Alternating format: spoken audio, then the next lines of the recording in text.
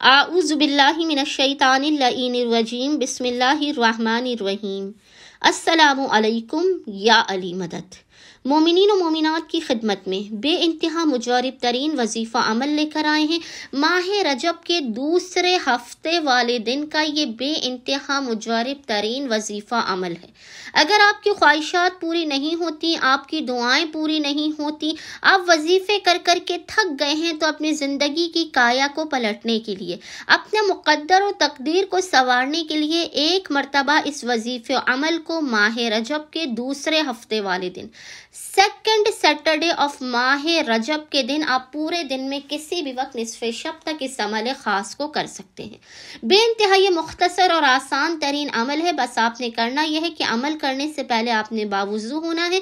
باوضو ہونے کے بعد آپ نے محمد و آل محمد پر اول و آخر 3 مرتبہ 3 ٹائمز درود بھیجنے کے درمیان میں ایک تسبیح اس ذکر کی پڑھنی ہے، اور وہ ذکر ہے لا الہ الا انت سبحانک انی کنت من الظالمین۔